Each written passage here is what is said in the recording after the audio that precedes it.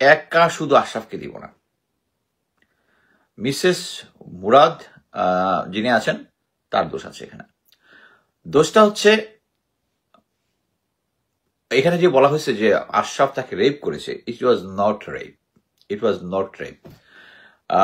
এরা দুইজনই একটা ইনফ্যান্ট্রি অফিসার এবং তারা একই ইউনিটের, একসাথে ছিল কিনা জানি না, but they are from the same unit. তার ওয়াইফের মর্যাদা দিতে হবে, মানে সম্ভবত বিয়ের আগে তাদের মধ্যে কি আন্ডারস্ট্যান্ডিং হয়েছিল জানি না, কিন্তু এইখানে আসার পরে আশরাফ বুঝতে পারছে এটা তো লুকায় রাখা যাবে না, সো তখন সে ডিভোর্স দেওয়ার কথা, সে চিন্তা করছে ডিভোর্স দিলে সমস্যার সমাধান হয়ে যাবে। বাট এখানে মানে এক হাতে তালি বাজে নাই, এটা আমি নিশ্চিত। আমি কয়েকদিন আগে একটা ভিডিও দিয়েছিলেন সাংবাদিক ইলিয়াস, যে একজন মেজরের স্ত্রীকে প্রতারণার মাধ্যমে বিয়ে করে আরেকজন মেজর তিনি দর্শন করেছিলেন, তারপর তাকে বিভিন্ন রকমের হেনস্থা করেছিলেন। তো সাংবাদিক ইলিয়াস যে প্রতিবেদন দিয়েছেন, এখানে কি সম্পূর্ণ রকমের প্রতিবেদন সত্য ছিল নাকি এর ভিতরে আরো কিছু ছিল? দর্শক, অবশেষে এই বিষয়টির মুখ খুলেছেন সাবেক একজন সেনা সদস্য।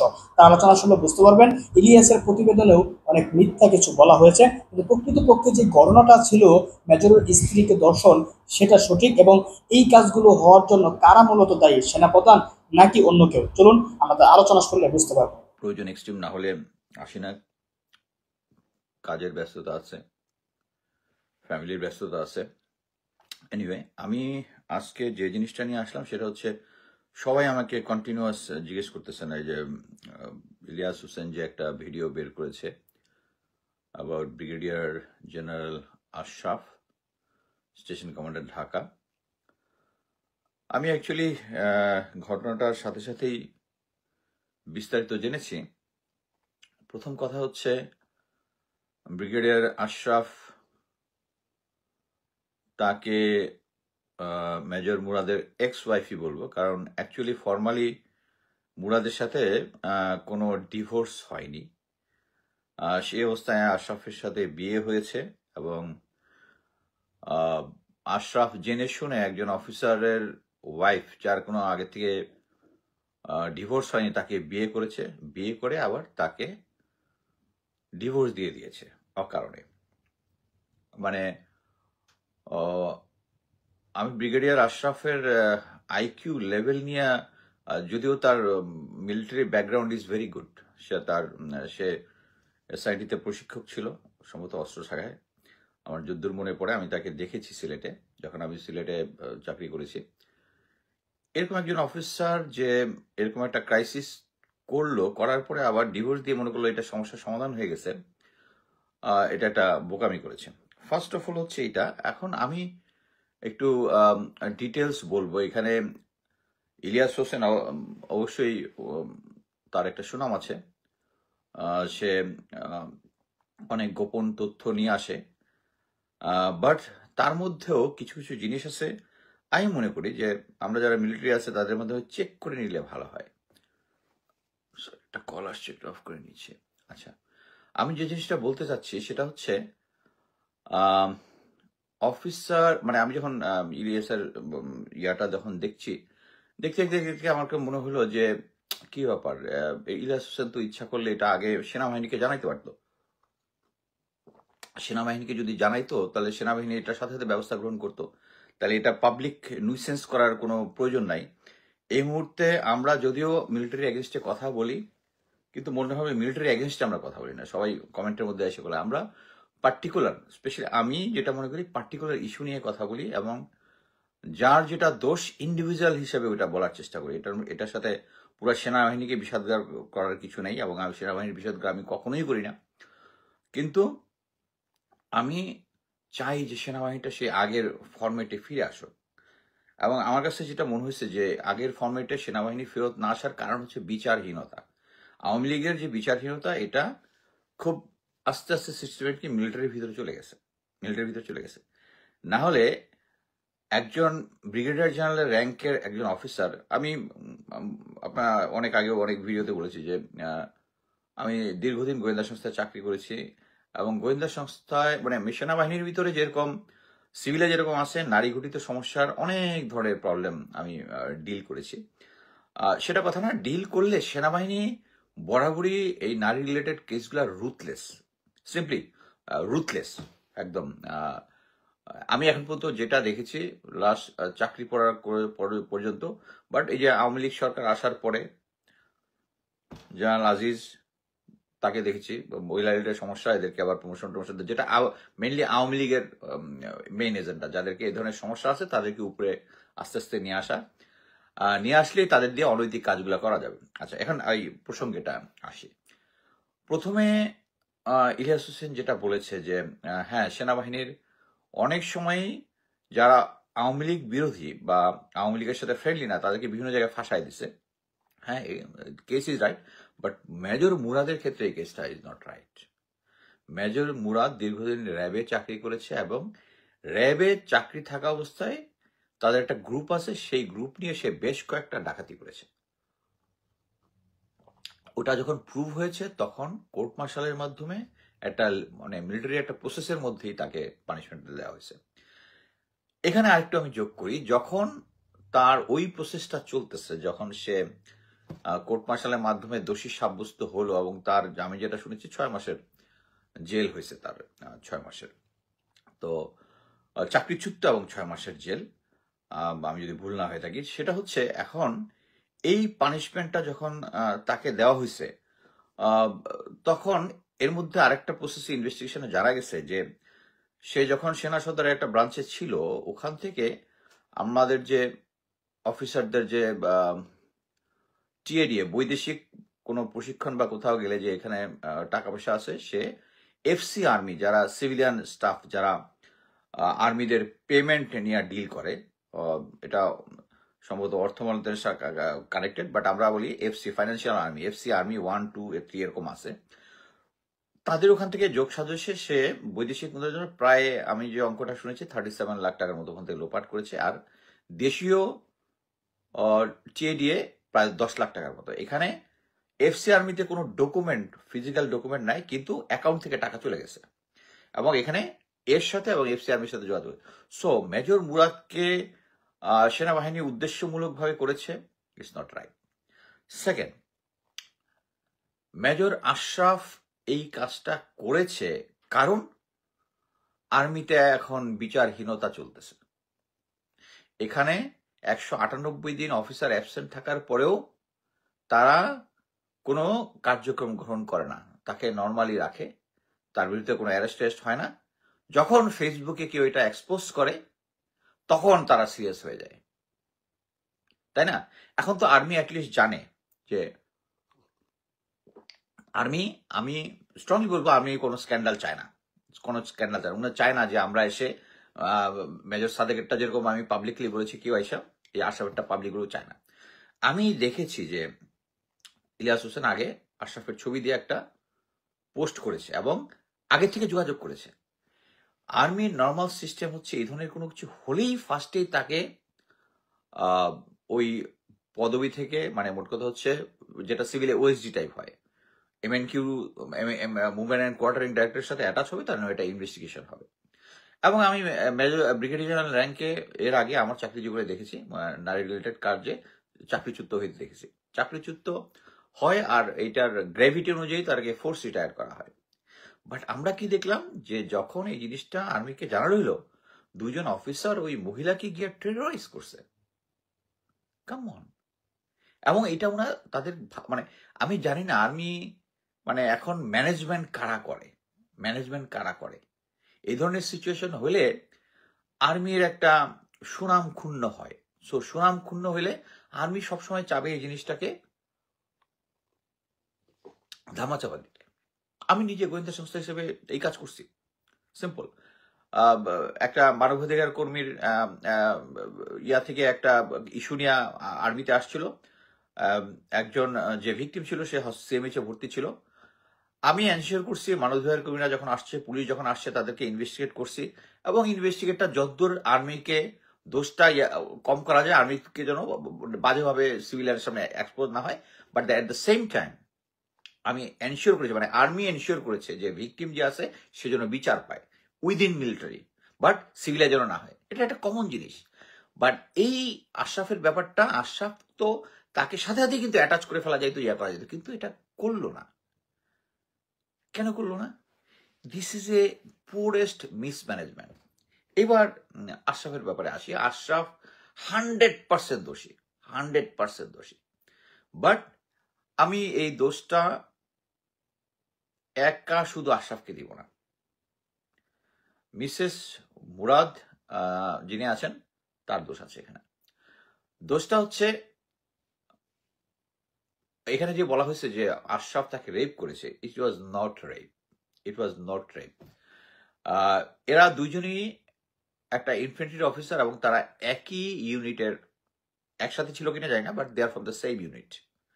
সো যখন মুরাদ জেলে চলে যায় তখন তাকে বাসাটা ছাড়তে হবে। সো ভাবি স্টেশন কমান্ডারকে ফোন করে মানে তাকে একটু হেল্প করার চেষ্টা করে।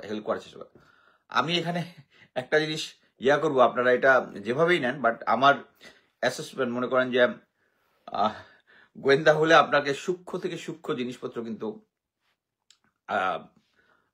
আমলে নিতে হবে।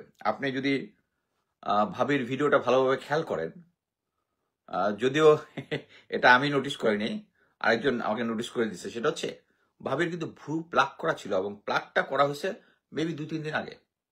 ভ্রু প্লাক করা। একটা জিনিস বুঝেন, ভাবির হাজব্যান্ড 6 মাসের জেলে গেছে, এর কিছুদিনের মধ্যেই উনি আবার আগের হাজব্যান্ডকে ডিভোর্স না দিয়ে একজন ব্রিগেডিয়ারের কথায় বিয়ে করতে রাজি হয়ে গেল। আপনার কাছে জিনিসটা ফিশি মনে হয় না? যে স্টোরিটা প্রথমে আসছে ক্যান্টনমেন্টের বাসায় আসছে, যেখানে তার সন্তান আছে, এখানে রেপ করতে যাবে। দিস ইজ নট আশরাফের যেটা শুনেছি, আশরাফের মিসেস খুব seriously sick for long time. So probably he was looking for some physical relation, এবং এটা যেহেতু প্রেশারের মধ্যে হোক, সে একটা আচ্ছা, বিয়েটা কিন্তু সে সেনাবাহিনীর পারমিশন নিয়ে করে নাই। ভবিষ্যতে তার আন্ডারস্ট্যান্ডিং হয়েছে, আন্ডারস্ট্যান্ডিং হওয়ার পরে তাদের আসা যাওয়া হয়েছে, তারা ফিজিক্যালি বিয়ে করেছে। বিয়ে করার যে সে যে সাইন করতেছে ওইটার ছবি টবি আমি সবকিছু পেয়েছি। দুইজনের মধ্যে যে আলাপচারিতা হয়েছে, চ্যাট, ওগুলো আমি দেখেছি, করে আমি এই জিনিসটা বলতেছি যে তাদের মধ্যে একটা আন্ডারস্ট্যান্ডিং এর মাধ্যমে হয়েছে। যখন সে লুকায় বিয়ে করে তারা একসাথে থাকা শুরু করছে, প্রেগনেন্ট সবকিছু ঠিক আছে। এখন ভাবি বিয়ে করার পরে উনি চাচ্ছে ব্রিগেডিয়ার জেনারেল এর মিসেসের যে সম্মান যেটা আছে, সেনাবাহিনী যেটা যায়, স্টাফ কার্ড দিতে হবে তাকে, তার ওয়াইফের মর্যাদা দিতে হবে। মানে সম্ভবত বিয়ের আগে তাদের মধ্যে কি আন্ডারস্ট্যান্ডিং হয়েছিল জানি না, কিন্তু এইখানে আসার পরে আশরাফ বুঝতে পারছে এটা তো লুকায় রাখা যাবে না। সো তখন সে ডিভোর্স দেওয়ার কথা, সে চিন্তা করছে ডিভোর্স দিলে সমস্যার সমাধান হয়ে যাবে।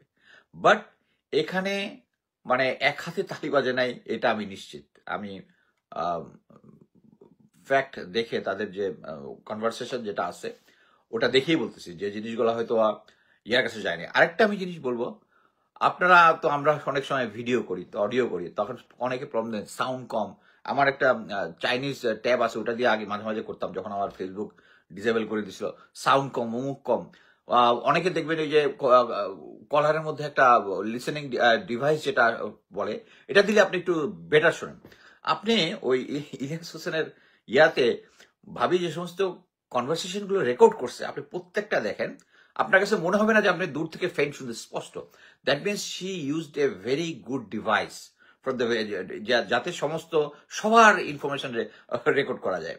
সো আমি বলতে যাচ্ছি যে এর মানে এই না যে আশরাফ নির্দোষ। আশরাফ 100% দোষী এবং আই বিলিভ তাকে পানিশমেন্ট দেওয়া হবে। এখন জিনিসটা হচ্ছে বাংলাদেশ আর্মি, এই যে আমি জাস্ট গত রাতে অ্যাকচুয়ালি একটা স্ট্যাটাস দিলাম যে বাংলাদেশ আর্মির এই সিচুয়েশন, বাংলাদেশের সিভিলিয়ান যে এখন বাংলাদেশকে গালিগালাজ করে, এটার মেইন কারণ হচ্ছে বিচারহীনতা।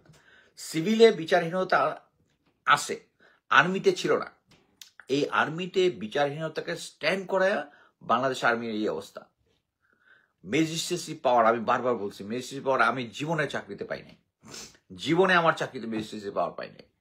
বাট আমরা যখন গ্রাউন্ডে নামছি, we could manage law and order situation. এখন হচ্ছে না কি জন্য? কারণ সিনিয়র জেনারেল ওয়াকার হয়েছে যারা গুম খুনের সাথে জড়িত, কারণ তাদের হচ্ছে এক্সিস্টেন্স, তারাই জেনারেল ওয়াকারকে টিকিয়ে রাখতেছে, যেহেতু আর্মি একটা পিরামিড এবং সিনিয়র অফিসাররা।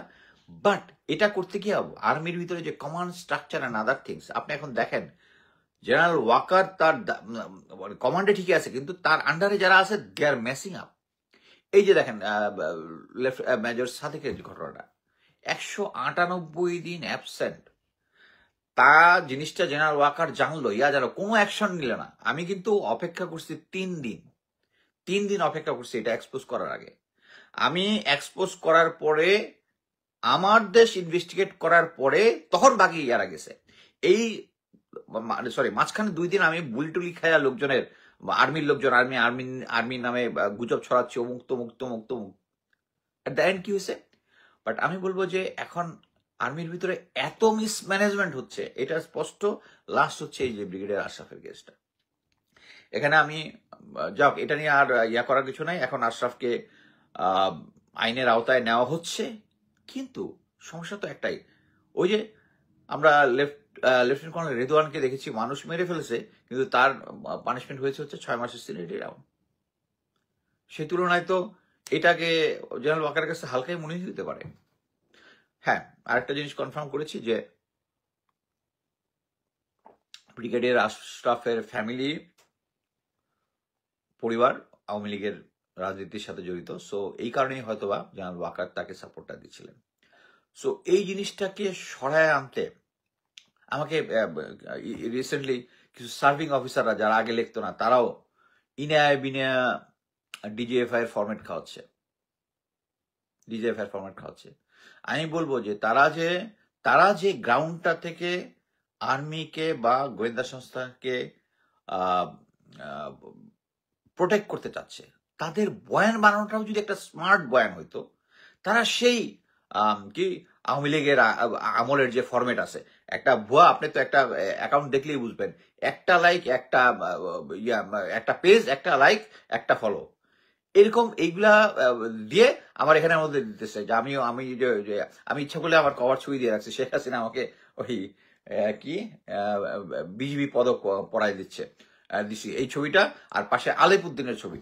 আলেপ যদি অ্যারেস্ট হয় তাহলে লেফটেন্যান্ট কর্নেল মুস্তাফিজ কেন নয়? দুজনই হচ্ছে আমি লাগা, মানে আমার এখানে করলেই আমার মায়ের সাথে ছবি দিচ্ছে, ওইটার মধ্যেও এই ধরনের ছবি দেখে পড়াই ফেলতেছে।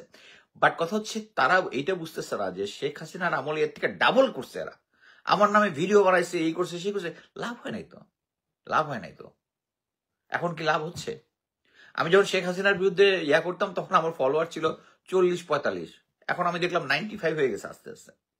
লোকজন আমার ভিডিও দেখতেছে দেখেই তো, কিন্তু লোকজন দেখতেছে, কিন্তু আমার টাইম নেই ভিডিও করার। আমি জাস্ট রিল্যাক্টেন্ট, যেহেতু আমার কাছে ইনফরমেশন কিছু আছে এবং সেনাবাহিনীকে ভালোবাসি এই কারণেই, নাহলে আমার কোনো ঠেকা পড়ে নাই যে ঘরের খায় বরের মোষ তাড়ানো। আমি স্পেশালি যেটা চাই সেটা হচ্ছে সেনাবাহিনীটাকে, এত বছর আমি চাকরি করেছি, আমি আন্তর্জাতিক পর্যায়ে ইন্টারন্যাশনাল আর্মিগুলোর সাথে কাজ করেছি। আর আর্মির যে স্ট্যান্ডার্ড ছিল, it's a very high standard.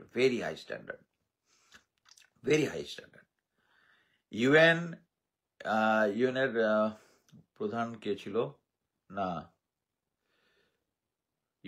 আমেরিকার ভাইস প্রেসিডেন্ট, সে একজন বলেছিল যে হ্যাঁ, I know Bangladesh army through his UN peacekeeping force. কে বলেছিল আবার এই মুহূর্তে মনে পড়তেছে না, যে আমরা বাংলাদেশে আন্তর্জাতিক পর্যায়ে একটা সুনাম অর্জন করেছি, সেই সুনামটাকে একদম মাটির সাথে মিশিয়ে দিচ্ছে, মাটির সাথে। না হলে এই ধরনের কেসে মানে আমি যখন সেকেন্ড লেফটেন্যান্ট তখন মেজর জেনারেল ওয়াহেদ, তখন সম্ভবত এরশাদ যখন ফল হলো, এরপরে আমরা কমিশন পেলাম 91-এ। হঠাৎ করে যেদিনই উনার নামে গ্রেফতারি পরোয়ানা বা কিছু আসছে, সাথে সাথে উনাকে ফোর্স রিটায়ারমেন্ট এবং পুলিশ এসে ধরে নিয়ে গেছে। আর আমরা এখন কি দেখতেছি, আমার একজন CO was involve in something, হঠাৎ করে আর্মি হেডকোয়ার্টার পুষে মিশে পরের দিন শুনে হি ওয়াজ অ্যারেস্টেড। এই ধরনের কোনো কিছুতে যখন জড়িত থাকে, জেনারেল ওয়াকার যে প্রেসিডেন্টটা তৈরি করছে, এটা কিসের নামে? ভ্রাতৃত্ববোধ, মিলিটারি ভ্রাতৃত্ববোধ। শেখ হাসিনার আমলে যখন মিলিটারি অফিসারদের গুম খুন করা হয়েছে, যখন এই যে এখন মহসিন স্যার 10 লগের বিডিআর পিলখান নিয়ে কথা বলতেছেন, মকসুদুল স্যার তাকে ধরে এনে তাকে টর্চার করছে, এটা অফিসাররা জানতো? তখন ভ্রাতৃত্ববোধ কোথায় ছিল? আজমি স্যারের সঙ্গে ভ্রাতৃত্ববোধ কোথায় ছিল? হাসিন স্যারের সঙ্গে ভ্রাতৃত্ববোধ কোথায় ছিল? এটা এখন আসছে হচ্ছে ভ্রাতৃত্ববোধ। কি কারণে? কারণ উপরের সিনিয়র লেভেলের যেগুলো জেনারেল আছে সবগুলোই হচ্ছে যারা গুম খুনের সাথে জড়িত। এক অফিসার আবার সার্ভিং অফিসার খুব ইয়া করে লিখছে যে কি জেনারেল ওয়াকার এসে ওনাকে প্রমোশন দিয়েছে, 10 বছর নির্যাতিত, 10 বছর পরে প্রমোশন পেয়েছে। আরে ভাই, যারা এর মধ্যে যারা ইয়া অফিসার, বঞ্চিত অফিসার, অ্যাপ্লাই করতে করতে সিভিলিয়ান, আমার বন্ধু যারা সিভিল অ্যাডমিনিস্ট্রেশন পুলিশ আছে 3টা প্রমোশন পেয়ে গেছে, 3টা প্রমোশন পেয়ে গেছে। আর আমাদের যারা আছে, হাসিন স্যারের কেসটা এখন পর্যন্ত উনি বরখাস্ত। উনি যখন টকশোতে লেখে দেখবেন বীর প্রতীক লেখে ঠিকই, কিন্তু ইয়া লেখে না, কি বলে, র্যাঙ্ক লেখে না, র্যাঙ্ক লেখে না, কারণ উনি বরখাস্ত, ওটা ইয়া করে নাই। ব্রিগেডিয়ার জেনারেল বাড়ি আমেরিকা আছে, উনি দেশে আইসা সারেন্ডার করছে, করার পরে যেহেতু ওই যে শেখ হাসিনার আমলে উনি ইয়া হওয়ার পরে আর আসে নাই, হ্যাঁ, 111-এর পরে আসছে, উনাকে আন্ডার কাস্টাডি নিছে আর্মি, নিয়ে ওনাকে স্যাক করে দিছে। ব্রিগেডিয়ার বাড়ির 111-এ কতগুলা রোল ছিল, বাট কোনোটাই চুরি বদমাইশি ওগুলা ছিল না, ওগুলা ছিল না, তাকে কিন্তু স্যাক করে দিছে। কিন্তু যারা তার হিসাব মতো চলে, এখানে প্রত্যেককেই প্যাকেজ দেওয়া হয়েছে যে তুমি এই প্যাকেজে আসবা। এই যে ফিরোজ ইফতেখার, লেফটেন্যান্ট ফিরোজ ইফতেখার, সে এখনো জেলে, তার জামিন হচ্ছে না। কারণ কি? গোয়েন্দা সংস্থা ডিজিএফআই। আমি এনএসআই কে এতদিন ভালো ভালো বলছি, বাট এখন পর্যন্ত যেটা শুনছি সেটা হচ্ছে ডিজিএফআই এর ভিতরেই, মানে এনএসআই এর ভিতরে একটার ভিতরে একটা আছে। আওয়ামী লীগের লোকজন এত ঢুকাইছে ওখানে, ঢুকানোর পরে তারা অ্যাকচুয়ালি ঠিক মতো ফাংশনই করতে পারতেছে না। মানে ডিজি এক সাইড চালাচ্ছে আর ওই পার্টি ওন টাইম চলতেছে আর একটা জায়গায়। সো এই সবকিছুর আমার কথা বলার একটা মেইন উদ্দেশ্য একটাই, যে সেনাবাহিনী এখন একটা ডিসঅরিয়েন্টেশন সিচুয়েশনের মধ্যে আছে। আর্মির ভিতরে যদি বিচারহীনতাটা বন্ধ করা না যায়, তাহলে আমরা করতে পারবো না। ম্যাজিস্ট্রেসি পাওয়ার যতই থাকুক, আমরা ল অ্যান্ড অর্ডার সিচুয়েশন করতে, জনগণের আস্থা অর্জনটা আমরা ব্যাক করতে পারবো না। আমি একটা মেইন আরেকটা জিনিস বলতে চাচ্ছিলাম যে ইলিয়াস হোসেন প্রতিবারই এই বিজিবির ঘটনা নিয়ে আর্মি অফিসারদের উদ্দেশ্যে এবং এদের উদ্দেশ্যে মানহানিকর কথাবার্তা বলে। এর সবগুলা আর সেনাবাহিনী ডিজার্ভ করে না, সেনাবাহিনী ডিজার্ভ করে না। আর বিডিআর সদস্যের মধ্যে যেরকম একটা পোর্শন আছে তাদের দোষ ছিল না, নির্দোষে গেছে, বাট তারাই গুলি করার মধ্যে ওই 15 জন ইন্ডিয়ান কমান্ডো এসে 57 জনকে মারে নাই, ওদের মধ্যে লোকজন মারছে। সো সবাইকে ফ্রি চিট দেওয়া যাবে না। ইলিয়াস হোসেনকে বলছি, আপনি কাইন্ডলি এই বিজিবি নিয়ে সেনাবাহিনীকে মানে একটা লিমিটের বাইরে ক্রস করে আপনি করতেছেন, যেটা ঠিক না। এনিওয়ে, দর্শক আলোচনা শুনেছেন, যার স্বামীকে আসলে দ্বন্দ্ব দেওয়া হয়েছে, তিনি আসলে অপরাধের কারণে দ্বন্দ্ব পেয়েছেন, কিন্তু দ্বন্দ্ব পাওয়ার পরেও তার সাথে অন্য সেনাপ্রধান বা সেনাবাহিনীরা যে কাজ করেছেন সেটা খুবই দুঃখজনক। তো সেনাবাহিনী বলেছে তারা নিয়ে সেনাবাহিনীর বিচার হবে, কিন্তু ইলিয়াস প্রতিবেদন না করা পর্যন্ত কিন্তু এই বিচারের কথা সেনাবাহিনী বলে নাই, যার কারণে ইলিয়াস কিন্তু সামনে এনেছেন। আর তার জন্য কিন্তু বিচারটি এখন হওয়ার সম্ভাবনা রয়েছে। এখন যে হবে তা কিন্তু নয়। তারপরেও এই সাবেক সেনাপতি মুস্তাফিজুর রহমান অনেক কথা বলেছেন, কেন আসলে সেনাবাহিনী এমন হয়ে উঠেছে, একমাত্র বিচার না থাকার কারণে। সেনাবাহিনী যা ইচ্ছা তাই করতে পারে। এর জন্য সেনাবাহিনী আজকে হয়তো বা কিছু বেপরোয়া সদস্য আছে যারা আসলে উন্মাদ হয়ে এসব অপরাধ করেছে, তাদের এই মুষ্টি কয়েকজনের অপরাধের কারণে পুরো সেনাবাহিনীর বদনাম এবং পুরো সেনাবাহিনী আজকে মানুষের কাছে খারাপ হয়ে গিয়েছে। সেনাবাহিনীর উচিত হবে এই বদনামগুলো যেন মানুষ না করে, সেনাবাহিনীকে কিভাবে কলঙ্কমুক্ত করা যায়, এই সমস্ত অপরাধীদেরকে দ্রুত শাস্তির আওতায় এনে বিচার নিশ্চিত করে, যাতে করে সেনাবাহিনীর প্রতি মানুষের কোনো খারাপ ধারণা না হয়।